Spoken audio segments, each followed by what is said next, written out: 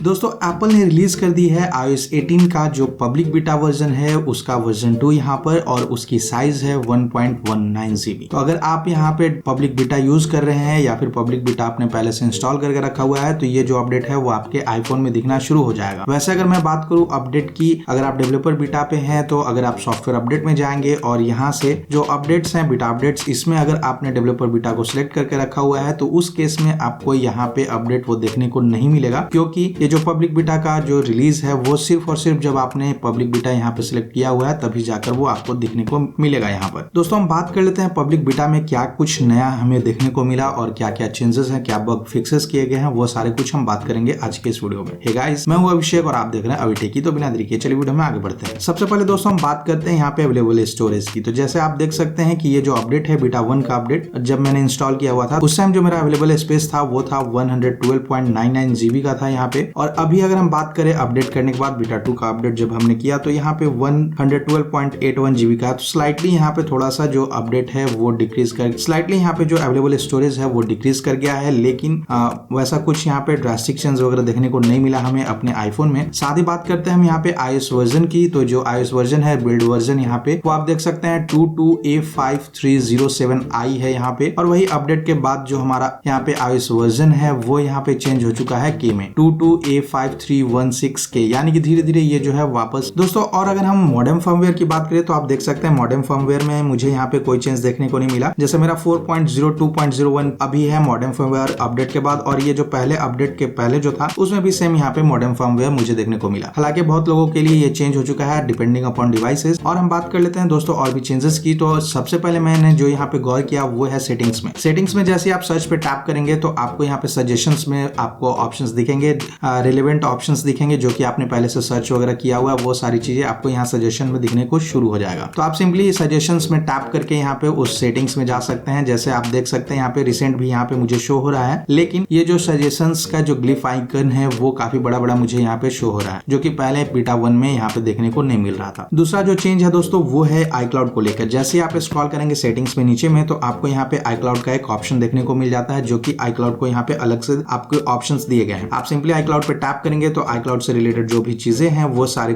आपको यहाँ पे दिखने शुरू हो जाएंगे। इसके अलावा जैसे आप पहले अपने Apple ID पे टैप करके यहाँ पे iCloud में जाते थे, वैसे ही कुछ इस तरह से आप यहाँ पे अपने iCloud के ऑप्शंस को यहाँ पे सिलेक्ट कर पाएंगे आसानी से। लेकिन यहाँ पे iCloud को आप अलग से भी यहाँ सेटिंग्स में जाकर सिंपली iCloud पे टैप करके iCloud की सेटिंग्स में जा सकते हैं। वहीं बात करें iCloud में चेंजेस की, तो iCloud में अगर आप जाएंगे तो आपको यहाँ पे नया स्प्लैश स्क्रीन देखने को मिलेगा। सब्सक्राइबर एडिशन का जो है iCloud वो आपको यहाँ पे देखने को मिल जाएगा नया। साथ ही हम बात करें स्टोरेज की, तो जैसे ही आप स्टोरेज पे टैप करेंगे आपके यहाँ पे स्टोरेज जो भी iCloud में यूसेज हैं वो यहाँ पे शो होगा। और साथ ही साथ यहाँ पे एक ग्लिफ आइकन आपको शो होगा जिसमें कि कौन सी चीजें आपका सबसे ज्यादा यहाँ पे iCloud स्टोरेज यूज हो रहा है वो चीजें आपको यहाँ पे दिखाएंगे। जैसे यहाँ पे बड़ा से बैनर में आप देख सकते हैं कि ये जो फैमिली शेयरिंग है वो मेरा सबसे ज्यादा यूज कर रहा है यहाँ पे iCloud स्टोरेज का, वो चीजें मुझे यहाँ पे देखने को मिली। मैं बैक आकर एक बार फिर से आपको दिखा दूं। मैं जैसे स्टोरेज पे जाऊंगा तो आप देख सकते हैं यहाँ कूल सा एनिमेशन देखने को मिलेगा, और जो भी चीजें यहाँ पे स्पेस ले रही है वो चीजें यहाँ पे देखने को मिल जाएंगी। जैसे कि सबसे ज्यादा मेरे यहाँ पे फैमिली शेयरिंग का है तो वो मुझे यहाँ पे बड़ा दिख रहा है, उससे थोड़ा सा छोटा व्हाट्सएप दिख रहा है, और उससे छोटा है मैसेजेस और पेस्ट ऐप है यहाँ पे, और पिक्सेलमीटर ऐप है। ये सारी चीजें यहाँ पे देखने को मिल रही है। मेनली ये जो 5 चीजें हैं वो मेरा ज्यादा डेटा कंज्यूम कर रही हैं, तो वो चीजें यहाँ पे मुझे ऐसे शो हो रही हैं। ये आपके केस में यहाँ पे चेंज हो सकता है। अगर आपका दूसरा चीज यहाँ पे अगर ज्यादा स्टोरेज ले रहा है तो वो चीजें आपको देखने को मिल सकती हैं। तो ये स्लाइटली यहाँ पे एक एनिमेशन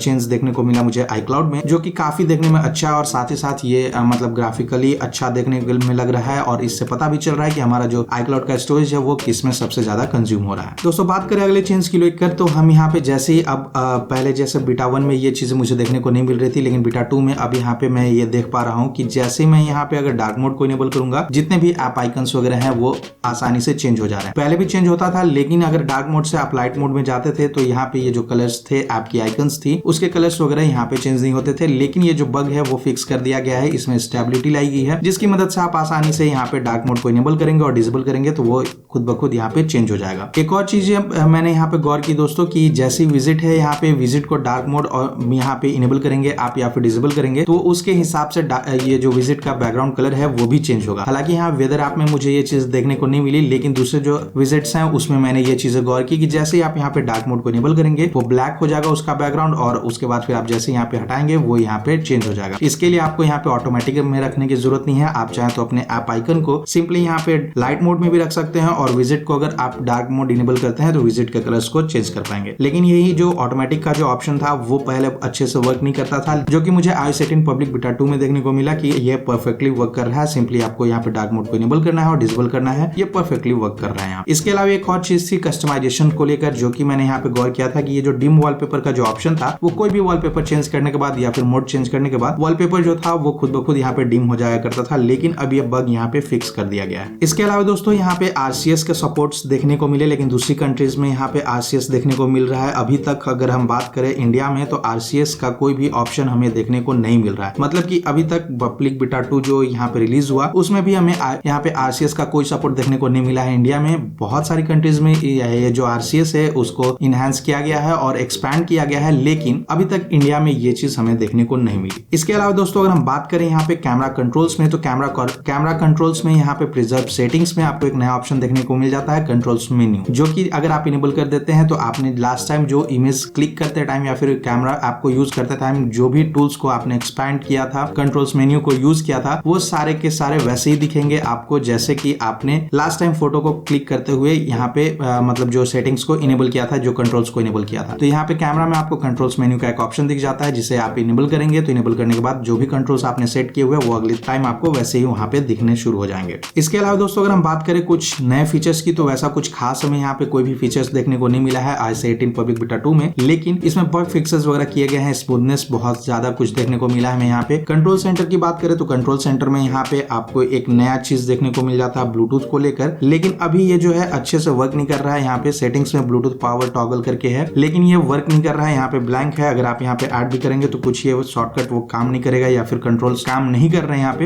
हो सकता है कुछ चेंजेस यहाँ पे किए जाएंगे इसमें। और इसके अलावा एक और बात करें हम यहाँ पे कंट्रोल्स की, तो कंट्रोल में आपको यहाँ पे आई ट्रैकिंग का एक ऑप्शन देखने को मिल जाता है। जैसे आप टैप करेंगे आई ट्रैकिंग, तो ये जो कंट्रोल है वो आप यहाँ से ऐड कर पाएंगे और सिंपली कंट्रोल से ही आई ट्रैकिंग को इनेबल और डिसेबल कर पाएंगे। दोस्तों अगर हम बात करें iOS 18 पब्लिक बीटा 2 में बग्स फिक्सेस को लेके, तो वैसा तो मुझे बग्स यहाँ पे कुछ ज्यादा नहीं दिखा, लेकिन एक दो बग्स हैं वो मैं आपको बताना चाहूंगा यहाँ पे। जैसे कि ये जो यहाँ पे वॉल्यूम स्लाइडर है वो आप देख सकते हैं कि वॉल्यूम कंट्रोल मैं यहाँ पे कम करने की कोशिश कर रहा हूँ, लेकिन ये वर्क नहीं कर रहा है। पहले अच्छे से वर्क करता था, लेकिन ये चीजें यहाँ पे काम नहीं कर रही हैं। इसके लिए मुझे सिंपली यहाँ पे म्यूजिक को प्ले करना होगा और प्ले करने के बाद मैं अगर करूँ तो उसके बाद ये यहाँ पे वर्क करना शुरू कर देता है। एक और चीज है दोस्तों, यहाँ पे अगर मैं म्यूजिक को प्ले करूँ तो आप ध्यान से देखेंगे मैं यहाँ पे साउंड को कम कर देता हूँ ताकि कॉपीराइट वगैरह ना हो। तो मैं जैसे ही यहाँ पे म्यूजिक को प्ले कर रहा हूँ, अभी देखिए म्यूजिक मेरा प्ले हो रहा है यहाँ पे कुछ इस तरह से। मैं इसको लॉक करूंगा, लॉक स्क्रीन पे जैसे जाऊंगा तो म्यूजिक तो प्ले हो रही है, लेकिन जैसे ही मैं यहाँ पे टैप करके यहाँ पे अनलॉक करने की कोशिश करूंगा तो ये जो म्यूजिक है वो खुद ब खुद यहाँ पे ऑफ हो जा रही है। ये जो बग था वो iOS 18 पब्लिक बीटा 1 में भी मुझे देखने को मिला था, लेकिन अभी तक ये चीजें फिक्स नहीं की गई हैं। बहुत सारे लोगों ने बताया कि ये जो बग्स है वो फिक्स कर दिया गया है, लेकिन मेरे फोन में अभी तक ये चीजें देखने को नहीं मिली। दोस्तों बात करूं अगले बग्स की, तो मैं सेटिंग्स में जैसे जा रहा हूँ और सर्च करने के बाद यहाँ पे बहुत सारे चीजें हैं जो कि जैसे मैं अगर यहाँ पे करूँ प्रिजर्व सेटिंग्स वगैरह कैमरा की है तो ये कंट्रोल्स मैं यहाँ से एक्सेस कर पा रहा हूँ, लेकिन मैं सीरी पे टैप कर रहा हूँ तो ये सीरी यहाँ पे ओपन नहीं हो पा रही है। तो पता नहीं ये सीरी के साथ ही स्पेशली प्रॉब्लम है। मैं सीरी को टैप कर रहा हूँ तो ये वर्क नहीं कर रहा है। बाकी जो भी चीजें मैं यहाँ पे टैप कर रहा हूँ, रिसेंट से सेटिंग्स में जाने की कोशिश कर रहा हूँ,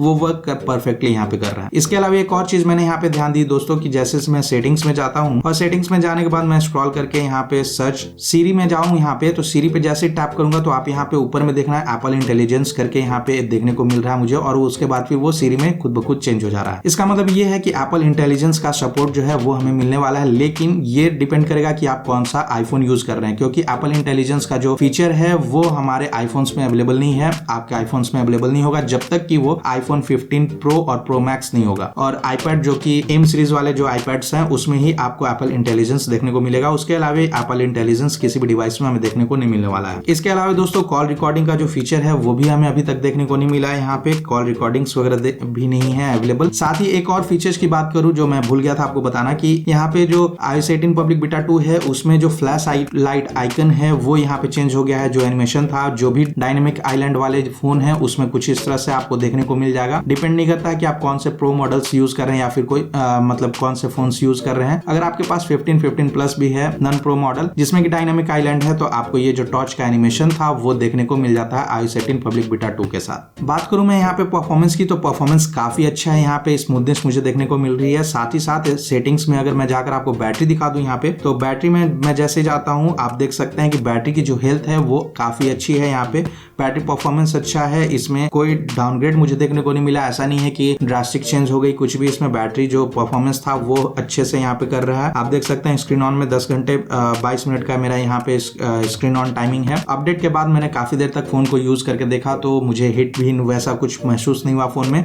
नॉर्मल यहाँ पे यूज कर रहा हूँ मैं, इसमें कोई भी हीटिंग वगैरह का इशू मुझे देखने को नहीं मिला। तो ओवरऑल दोस्तों, अगर आप iOS 18 पब्लिक बीटा 1 पे हैं तो जाहिर सी बात है आप इसे अपडेट कर लीजिए ताकि आपको और भी स्मूथनेस यहाँ पे देखने को मिल जाए अपने आईफोन वगैरह में। और अगर आप डेवलपर बीटा यूज कर रहे हैं तो आपको डेवलपर बीटा 4 का अपडेट मिल ही चुका होगा, वो आप इंस्टॉल कर सकते हैं। तो दोस्तों ये था iOS 18 पब्लिक बीटा 2 से रिलेटेड सारे फीचर्स, बग्स और जो भी नए चेंजेस थे वो मैंने आपको इस वीडियो में बताया। मैं उम्मीद करता हूँ ये वीडियो आपके लिए काफी हेल्पफुल है। ऐसी मजेदार टिप्स ट्रिक्स रिलेटेड वीडियोस के लिए अभी टेकी को सब्सक्राइब करना ना भूलें।